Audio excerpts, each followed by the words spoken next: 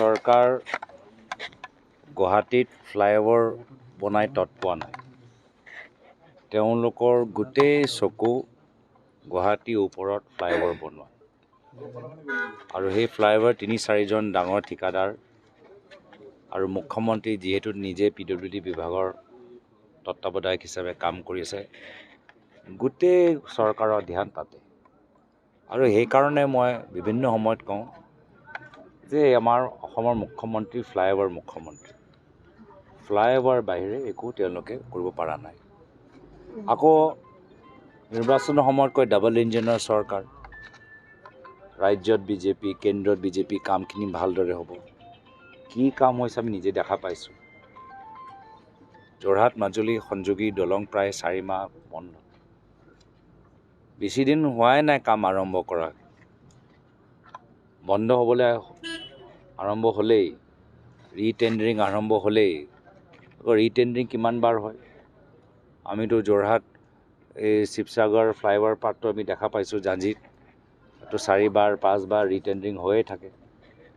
এবাৰ ৰিটেণ্ডাৰিঙৰ এই সমস্যা যেতিয়া এটা প্ৰজেক্ট পৰি যায়, তেতিয়া সেই প্ৰজেক্টটো উদ্ধাৰ কৰিবলৈ যথেষ্ট টান। কি গেৰেণ্টি আছে যে আৰু 6 মাহ পিছত আকৌ ৰিটেণ্ডাৰিং যে নহয়? আমিতো দেখা পাইছোঁ। তো ক'ৰবাত চৰকাৰে আজি তেওঁলোকে মাত্ৰ নিজৰ কিছু ডাঙৰ ঠিকাদাৰৰ লাভ চাই আছে। আৰু মই দুখিত যে বাৰম্বাৰ আমাৰ কেন্দ্ৰৰ আমাৰ নীতিন গাডকাৰী ডাঙৰীয়া বিভিন্ন কথা প্ৰতিশ্ৰুতি দি থাকে, কিন্তু প্ৰতিশ্ৰুতি দিয়াৰ পিছত প্ৰতিশ্ৰুতি ৰাখিব পৰা নাই।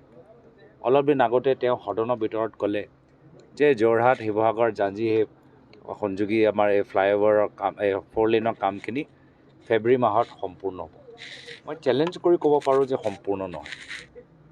সদনৰ ভিতৰত যে তেওঁ কোৱা কথাখিনি, এই সময়ত আমাৰ প্ৰশ্নকাল চলি আছে, আমি উত্তৰ দিব নোৱাৰোঁ মন্ত্ৰীৰ প্ৰতিক্ৰিয়া দিয়াৰ পিছত। কিন্তু মই চেলেঞ্জ